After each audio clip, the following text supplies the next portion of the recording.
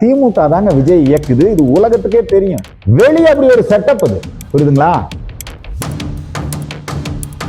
ஏங்க இந்த ஜனநாயகன், பராசக்தி ரெண்டு சினிமாவும் வரலன்னா ஜனங்க சோத்துக்குலாம் செத்து விடுவாங்களா? நான் கேட்கிறேன். வெளியே தான் திமுகவுக்கும் எங்களுக்கும் போட்டிங்கிறாரு ஜோசப் விஜய். ஆனா உள்ள பாத்தீங்கன்னா அவங்களுக்குள்ள அனுப்பம். திமுக தான் இவருக்கு எழுதியே கொடுக்குது. திமுக தீய சக்தி, தாவேகா தூய சக்தி, இந்த வசனம் எல்லாம் எழுதி கொடுக்கறது பூரா திமுக காரங்க தான் எழுதி கொடுக்குறாங்க. நான் நேரடியா சொல்றேன், ஆதவ அர்ஜுனா எங்கிருந்து வந்தாரு? நீயும் உடனே மேல்முறையீட்டு போயிருக்கணும்ல, போகாம வேணும்னு இதை வச்சு விளம்பரம் தேடுறது. திருமாவளவன் சொல்றாரு விஜய் வந்து பாஜகவுடைய அப்படிங்கிற சொல்லி. உங்க எல்லாருக்கும் தெரியும், இந்த ஜனநாயகன் படம் ஜோசப் விஜயுடைய கடைசி படம்னு அவரே சொல்லியிருக்கிறார். அந்த படத்தினுடைய சேட்டலைட் உரிமை யாரு கொடுத்துருக்குறாங்க? அந்த படத்தினுடைய சேட்டலைட் உரிமை சன் டிவி, திமுகவினுடைய குடும்பம், அவங்க தான் வாங்கியிருக்கிறாங்க. வெளியே தான் திமுகவுக்கும் எங்களுக்கும் போட்டிங்கிறாரு ஜோசப் விஜய். ஆனா உள்ள பாத்தீங்கன்னா அவங்களுக்குள்ள அனுப்பம்.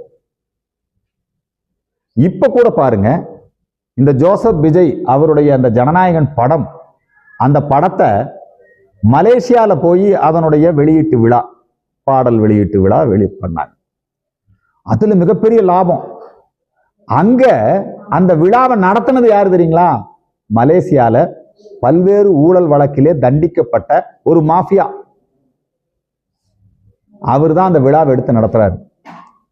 அந்த விழால கூட நீங்க பாத்தீங்கன்னா பின்னணியில திமுகவை சார்ந்த சினிமா தொழில் சம்பந்தப்பட்டவங்க ஜோசப் விஜய்க்கு முழு ஒத்துழைப்பு கொடுத்திருக்கிறாங்க. வெளிவேசம் தான் இது, புரியுதுங்களா? உள்ள வந்து திமுக தான் இவருக்கு எழுதியே கொடுக்குது. ஜோசப் விஜய்க்கு திமுக தீய சக்தி, தாவேகா தூய சக்தி, இந்த வசனம் எல்லாம் எழுதி கொடுக்கறது பூரா திமுக காரங்க தான் எழுதி கொடுக்குறாங்க. நான் நேரடியா சொல்றேன், ஆதவ அர்ஜுனா எங்கிருந்து வந்தாரு?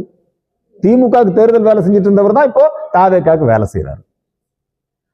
இன்னைக்கு மார்டின் குடும்பத்தார், அவங்க கலைஞர் கருணாநிதி ஐயா அவர் கதவசனம் எழுதின படத்தையே தயாரிச்சவங்க. அவங்க இன்னைக்கு வந்து நம்முடைய ஜோசப் விஜய்க்கு பின்னணியில் இருக்கிறாங்க. திமுக தாங்க விஜய் இயக்குது. இது உலகத்துக்கே தெரியும். வெளியே அப்படி ஒரு செட்டப் அது, புரியுதுங்களா? இந்த ஜனநாயகன் படம் வந்துங்க, இது ஏதோ மத்திய அரசினாலதான் இந்த படம் வந்து வெளியாகலைங்கிறான்.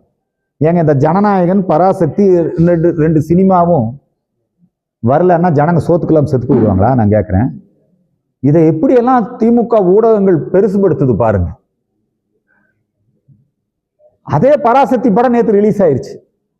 ரெண்டும் ஒரே நேரத்துல தானே சென்சாருக்கு போச்சு. அவங்க சென்சார்ல சில காட்சிகளை ஆட்சேபிச்சாங்க, ரெடி பண்ணிட்டீங்க. அவங்க மேல்முறையீடுக்கு போனாங்க, அவங்க சான்றிதழ் வாங்கி உடனடியா வந்து படத்தை வெளியிட்டாங்க. நீயும் உடனே மேல்முறையீட்டு போயிருக்கணும்ல, போகாம வேணும்னு இதை வச்சு விளம்பரம் தேடுறது.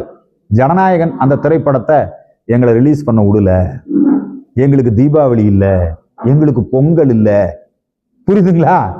என்னங்க அநியாயமா இருக்குது. ஜோசப் விஜயுடைய நடவடிக்கை பாருங்க. 41 பேர் மரணம் அடைஞ்சிட்டாங்க, அதனால தீபாவளி கொண்டாடாத, ஆனா கிறிஸ்துமஸ் விழா நடத்திக்கலாம்.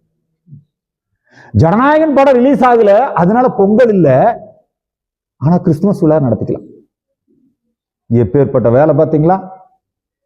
நான் ஜோசப் விஜய் ரசிகர்களை பார்த்து சொல்றேன், சினிமால அவரை ரசிங்க. ரசிகர்கள் மேல அவருக்கு எந்த விதமான அக்கறையும் இல்லை. இப்ப எம்ஜிஆர்லாம் இருந்தாருன்னா, எம்ஜிஆர் ரசிகனுக்கு ஒரு பிரச்சனைனா எம்ஜிஆர் நிப்பாரு. உலகம் சுற்றும் வாலிபன் படம், அந்த படத்தை கருணாநிதி முடக்கிறாரு. படப்போட்டியை கொண்டு கொள்ளையடிக்கிறதுக்கு முயற்சி பண்றாங்க. எம்ஜிஆர் புத்திசாலித்தனமா 2 படப்போட்டியை வச்சு, போலி படப்பட்டியை கொண்டு போய் அவன் தீ வச்சு கொளுத்தினான்.